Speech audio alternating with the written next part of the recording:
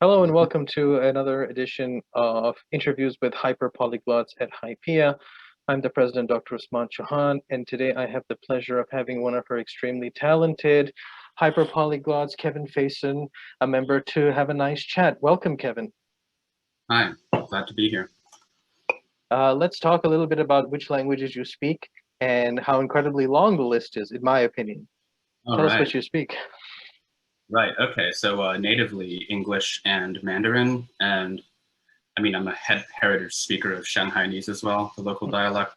I don't really know where to put that on the list. After that, Russian would be number three. It's the one I studied for 2 years in college, really the only one I've studied in a classroom setting to date, almost. After that, well, Spanish, French, Portuguese, German, Italian, I only really started working on like last fall, but it quickly jumped over some of the lower languages on the list, I guess, in terms of just comprehension. Then thinking about what order to. So currently I'm focusing a lot on Korean. Had studied Japanese for quite some time before that. The one other language I did study in college was Uzbek for a year. So there's that and various other Turkic languages, currently focusing more on Turkish, Kazakh, a bit of Uyghur. And from there, from Uzbek, I learned a lot of Persian vocabulary and sort of later on looked into Persian. And from there, moved on to a bit of Hindi and Urdu. And then Arabic and Hebrew are like maybe B1 at this point. So yeah, those are the ones I'd say I speak. Like there are a few others that I've like dabbled in, well, more than a few others, but yeah, I'll keep the list there. That's wonderful. I mean, it only takes 6 to get into HYPIA. You could probably sign up as 3 different people, huh? And that's nice because part of the diversity of the languages that you study is that they come from different language families. So you don't just get a bonus for stepping. Like Italian, sure, because of the romance you do, but that's when you stepped into Uzbek, for example, Uyghur, right? The Turkic languages have a different logic behind them. It's wonderful. And yet you'll see that they all share some vocabulary. One of the fun things that I've experienced getting to know you a little bit on Facebook is there's 2 incidents that I thought were really nice through you on Facebook. One was when I posted this silly meme about what social distancing would translate into in Urdu, and it was tandoori. And another one of our colleagues, Matthias, asked, Yeah. what the hell does that mean? And then you stepped in to be like, tan is body, duri is distance, so body distance, tandoori, there you go. And I was like, my man, my man, this guy's on point. And another one was you were, as you study these Turkic language or Altaic languages, you were looking at the biography of a gentleman named Rabban Bar Sauma. Mm-hmm.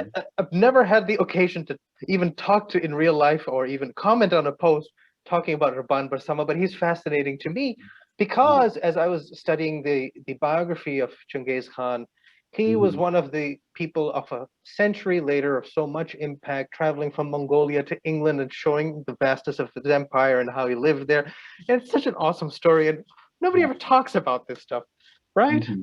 So Yeah. this is this a big part of your life to have these kinds of fascinating anecdotes that I can just step into? I suppose so. Yeah. I mean, as far as learning languages from different families come from, well, languages that come from different yeah, I think sort of like languages from like Central Asian, Greater Middle Eastern region, up with like Western China, former Soviet. That has always sort of been like one of my core sort of interests as far as like language areas go. I feel like so. Yeah, I feel like I mean I sometimes drift off more towards East Asia, Western Europe, Africa, but I feel like every couple of years I always come back to sort of like getting back into like Turkic languages and Persian and the related languages as well. It's a very interesting area with a lot of cultures sort of come together in interesting ways. What is the basis of your interest in this region? Because I'm saying that because there's a big basis for me to be interested in this region too. So Yeah, what's yours? And I'll tell you mine. Right. I mean, I guess for me, part of it was just like something, as someone who was like born in the US but mostly grew up in China, sort of for me, like both the eastern end and the western end of Eurasia aren't that interesting because there's sort of like all kind of whereas like there's this whole chunk of like the middle that has a lot going on that I feel like a lot of people that I knew growing up, like my peers, didn't really have much interest in, but for me just seemed very interesting. And I guess, yeah, growing up in Shanghai, wouldn't have that much contact with people from Central Asia necessarily, but I mean, yeah, we had like a Uyghur restaurant near my house that was it was like one of my favorite cuisines. Like in Shanghai, every couple of years they'd have this big summit for like the Shanghai Cooperation Organization, where like Yeah, SEO, sure. Kazakhstan, Kyrgyzstan. For a couple of years in high school, we had like a class of exchange students from Kazakhstan in our school. Not that I actually had much personal interaction with them, but yeah, it was just sort of interesting that there are all these ties with to China, to other parts of the world. And I mean, when I decided to do Russian in college, I mean, one of the beyond just being kind of interested in like Russia per se, it was also just like these other areas where the Russian language is still spoken. Mm-hmm. That's fascinating. For me, in addition to that point, which is something I share with you, the other two are heritage. One is like a genetic heritage. Mm-hmm. So my mother's side, her maiden family name was Chughtai. I probably shouldn't say that on a recording because somebody's going to hack my credit card, but family name was Chughtai. Chagatai is one of the four children of Genghis Khan, right? And that's the central Turkestan area that he had. And then these people migrated over the centuries down to South Asia. It's fascinating to see that part of my matrilineal lineage. And the other is it's also an ancestry to Urdu. So a lot of input into Urdu comes from this part, including people like Babur and stuff, but then also language-wise. And in fact, the word Urdu, as you may already well know, is equivalent to horde in English, a horde, like the Mongol horde, Urdu. So this heritage stuff makes it a big gap. And I've never actually traveled to Central Asia, even though it's pretty much next door to where I am right now. I'm in Islamabad as we speak. It's not that far away. But yeah, discovering this part of the world would be fascinating.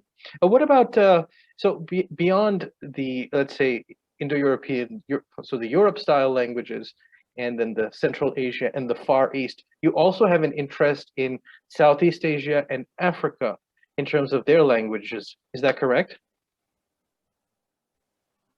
I'd say so, yes. Although, I mean, I've gotten pretty rusty with all the languages from those areas that I've studied. But yeah, for a while, a few years ago, I was quite interested in, for example, for Africa, the language I've studied the most, I suppose, would have to be Swahili.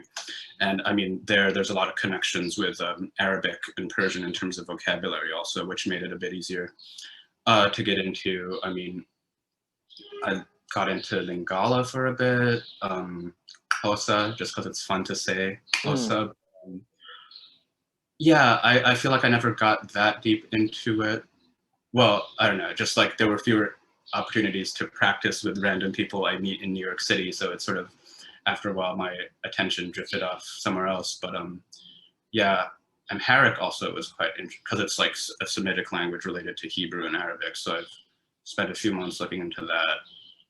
But yeah, and as far as Southeast Asia goes, well, I guess sort of those areas sort of all kind of tie together in the way that like the Indian Ocean rim sort of is also like a area, which is interesting in how both, like if you look at Swahili or at Malay or at Hindi, there's like a layer of like Portuguese influence in some of the vocabulary that's sort of like spread over a pretty large area along the Indian Ocean. So that was one thing that was pretty interesting to me at the time. I mean, in Southeast Asia, I'd say the only language I'm really any good at all would be Indonesian/Malay, I suppose.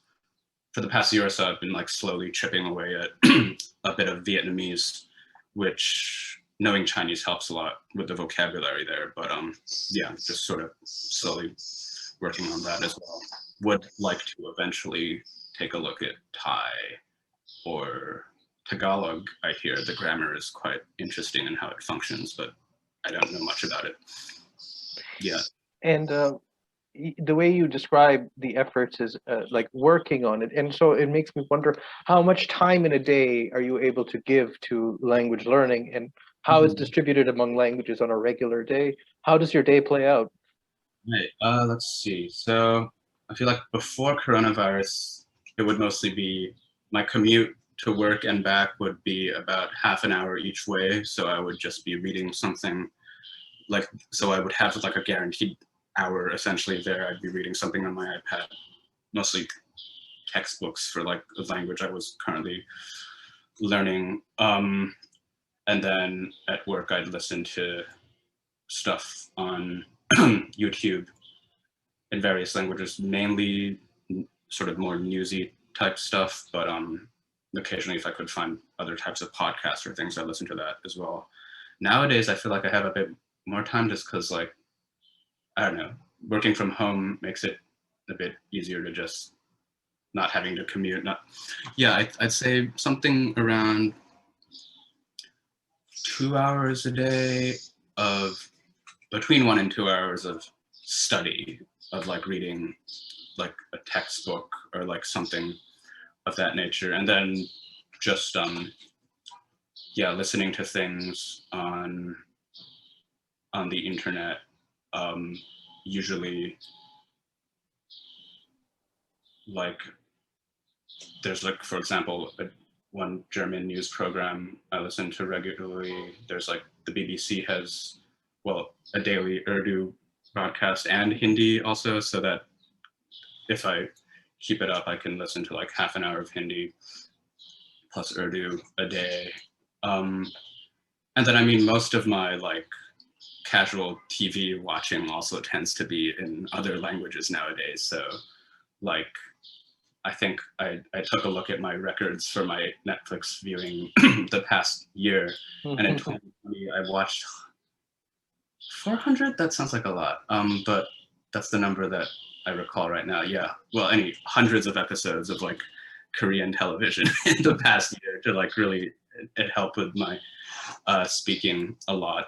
And I sort of try to rotate so that like, because like with 7 days in a week, it's like 2 days for something East Asian, which mainly means Korean nowadays, 2 days for something from Europe. So once I finish watching a German show, I might watch a French show next, and then maybe a Russian show, and then like 2 days for something from somewhere in the Middle East. Nowadays, it's mostly Turkish because I've been watching the Magnificent Century, one of the more famous Turkish TV shows on YouTube. So I guess that again, like watching an episode of a TV show is like an hour in itself, also of half study, half entertainment. So in aggregate, with active and passive entertainment learning, it could be up to 4 to 5 hours a day, every day, for years at a time. And that's the accumulation you have. Incredible, huh? Yeah.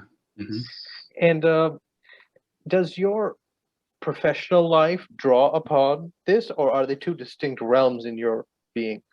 For the most part, they're distinct. But I currently work as a reporter at a real estate publication here in New York. We cover what goes on in the industry.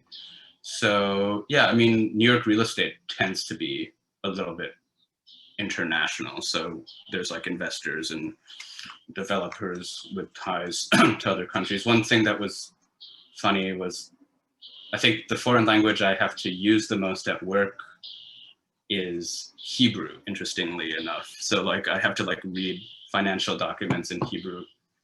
Like I don't have to like interview anyone or speak to anyone in Hebrew regularly, but yeah, an interestingly large amount of real estate developers from New York City in particular have issued bonds on the Tel Aviv Stock Exchange, and therefore their financial disclosures are in Hebrew. And before I joined the company, there was like an actual Israeli reporter at our company who would cover this beat, but then she got a different job. And my boss was just like, hey, Kevin, you speak all these languages. You wouldn't happen to speak Hebrew, would you? And at first I was like, my Hebrew's a bit rusty, I'm not sure. But then I took like 2 months to sort of brush up on it. And I mean, obviously, if you're just reading a financial document, you can use a dictionary, and it's like, so eventually, yeah, I got to the point where I could actually be breaking a bit of real estate news using Hebrew. And I mean, I've done like one big like group interview with a bunch of investors in Chinese once, and used a bit of Russian and Spanish for research purposes. But yeah, for the most part, they're kind of distinct. I don't like work in a language centric field exactly. Okay, that's interesting. In HYPIA, you find a diversity of people. So some people really are like translators, diplomats, or linguists, formal linguists. And then you have people who actually end up doing a ton of other things and only tangentially do languages appear, and yet they remain passionate. And I think that's what's important, right? Maintaining this passion. How do you do it? Do you get reinforcement from people around you or from groups? I mean, other than HYPIA, to keep going, or is it just totally intrinsic? It doesn't matter what anybody thinks, you just do it.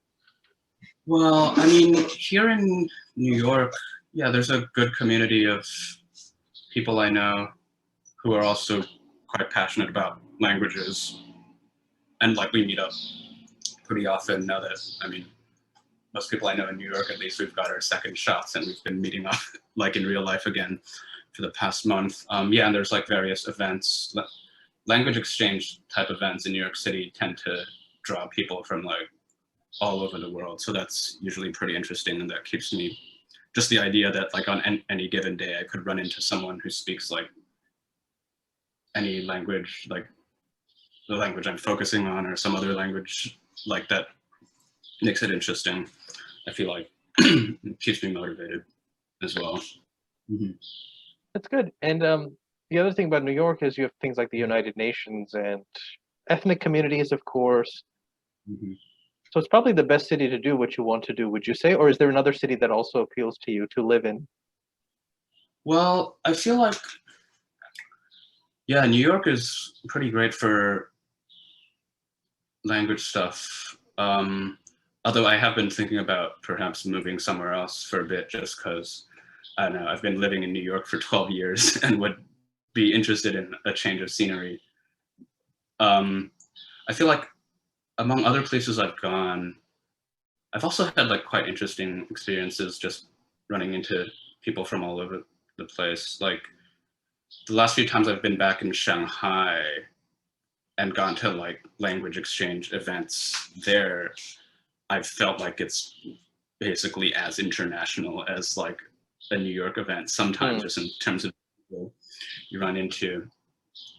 And like the only person from Turkmenistan I've ever met in my life I ran into in Shanghai and not in New York, or like there's like a different distribution of where people are from. But yeah, True.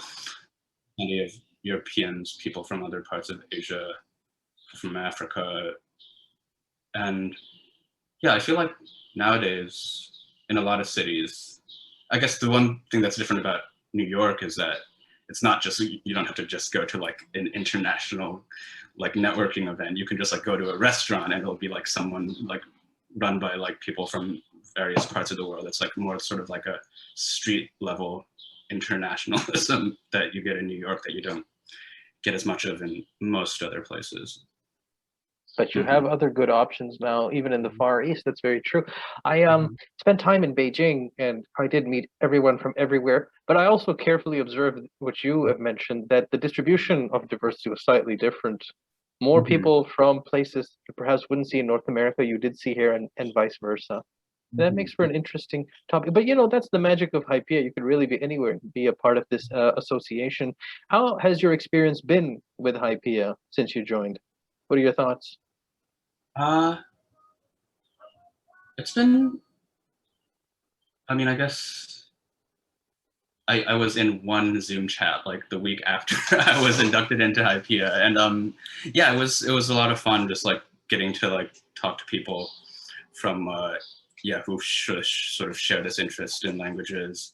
And besides that, I guess like my experience in HYPIA has mostly been just having new Facebook friends who are also from HYPIA who I'm in touch with, sort of. And I mean, that's been cool, just like expanding like the network of people I know who share this common interest. Hmm. That's wonderful. It is an association of only 200 people, but it seems to be growing. And I wonder if this is something we can project outwards, that there simply will be more and more hyperpolyglots as time goes on. What are your thoughts about communities of language developing or people getting into polyglotism around the world? Do you think there'll be more or less? How is it going to be 10, 20 years from now? I definitely feel like learning a lot of languages, if you want to, has gotten a lot easier these days compared to how it was like before widespread internet use and things like that. And I mean, I feel like there's definitely tons of potential for people, yeah, from all over the world who share this interest to be able to like find each other and form from these communities and connect compared to how it was. And it's just, yeah, the amount of resources available for learning is definitely, I even just think about like when I try to learn a language now versus like 10 years ago even. I mean, the internet obviously exists, but just like in terms of like the amount of material for some, and just like the amount also for like language practice, like the amount of media that's available in different languages that anyone around the world can consume. You have an aspect of rigorous textbook reading. Many Mhm. hyperpolyglots are a bit uncomfortable reading all the time. It's unfortunate. Mhm. So with rarer languages, how do you go about procuring textbooks or material for them? I know the internet makes it possible, but where specifically do you go on the internet to find such stuff? Well, Like Uyghur text or Uzbek text or something. right. I mean, there are a couple of websites that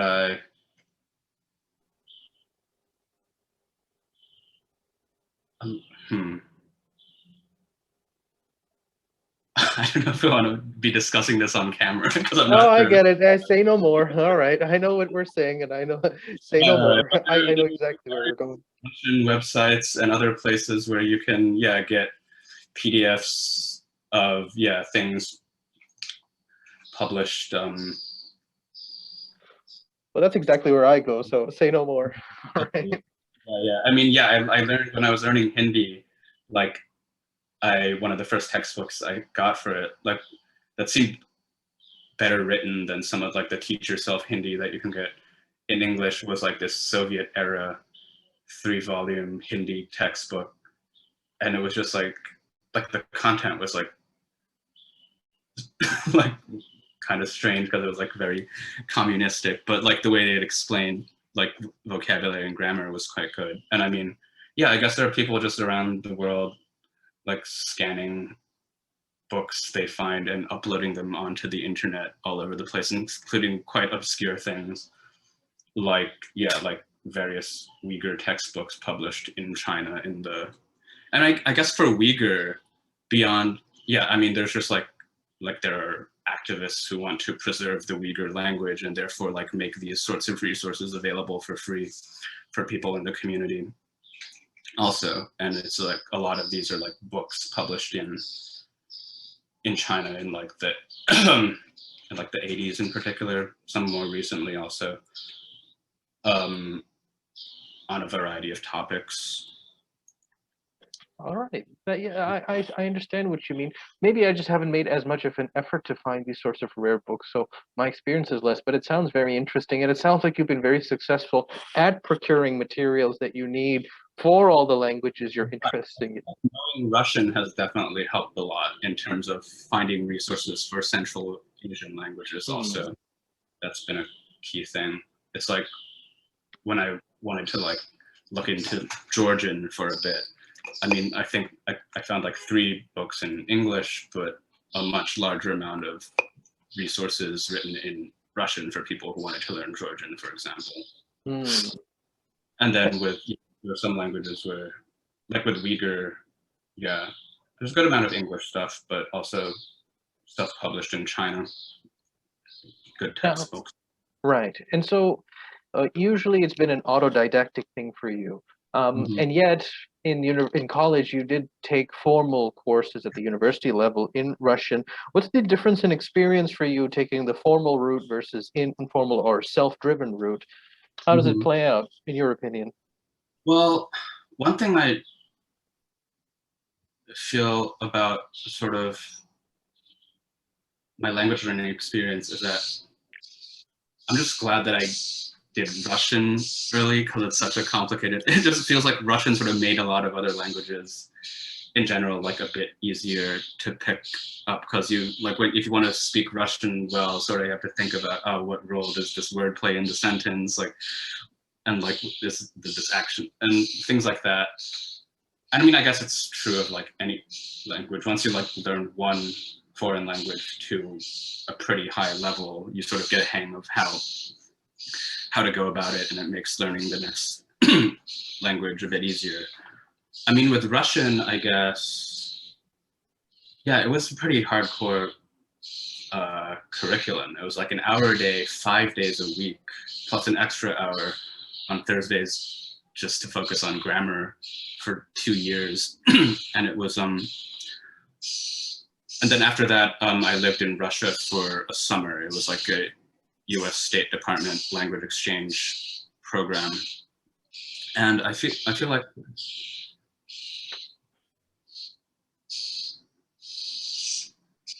so that was like my main classroom experience learning a language. Mhm. Although I feel like it was to some extent, yeah, supplemented by some like I had like dabbled in Russian on my own in high school already and like that. So I did get a sense that there were like a number of like classmates who were like struggling more with like getting the Russian alphabet even like a few weeks into the, but I mean, it was it was good to have like, also what was interesting was that our language teachers in the first year were all people, were not native speakers of Russian, but like people who had also like learned Russian themselves and were like in the graduate program at Columbia for like Russian literature or whatever. So they sort of understood what the challenges are for a non-native speaker trying to learn Mm. Russian. A final word from you. Mhm. Kids or even adults who are interested in following the route of hyperpolyglotism, exploring new things, discovering new horizons, sometimes Mhm. they lack the extrinsic motivation to do so. So then we find people like you who are so deeply driven, and it's a big part of your life, even though nobody asked you to do it. What do you tell these people in terms of why they should do it and why they should go for it? A motivational Mhm. comment. Right, right. I mean, sometimes for me, I feel like I don't know if I would say that language per se is the motive. It's almost just like I want to like know about all these different countries around the world and their cultures. And I mean, language just necessarily has to be like Hmm. part of that. But I mean, at the same time, yeah, there's a lot that's fun about language learning in particular. It's sort of like, because it like sort of works on a bunch of different levels. On one level, it's like you're solving like this logical puzzle. You're trying to figure out how things fit together. Hmm. But at the same time, it's also like once you get good at it, you can actually like use it in real life and communicate with people that you couldn't before. And at the same time, sort of you can see like connections across history between different languages and like how they relate to each other. And I guess in terms of just motivation, I guess one challenge people have is just that the idea of learning a new language can seem a bit daunting because it's like such a huge thing to get get a grasp of. But I guess it's just like take it a step at a time. Like even if you don't get to a like fluent level, I mean, it's just like always like part of it's just like enjoying the process. And it's like there's always like, even though like I don't currently speak Amharic or Indonesian or Khmer, I guess I dabbled in for, I mean, I'm still glad that I took the time to like look into like how how those languages work and sort of like what their history is. And so yeah, I mean, it's just yeah, if you just start somewhere with like a couple small steps and see if you enjoy it, yeah, it can build into something a lot bigger Wonderful. eventually. Wonderful. I think that's good advice. It's very practical advice, and you treat it at several different levels. I appreciate that. Thank you so much for your time, Kevin. It is so great to have people with such a rich panorama of languages in our small, humble community. I hope that we'll get more chances to interact in the future. And thank you for your time. Thanks a lot.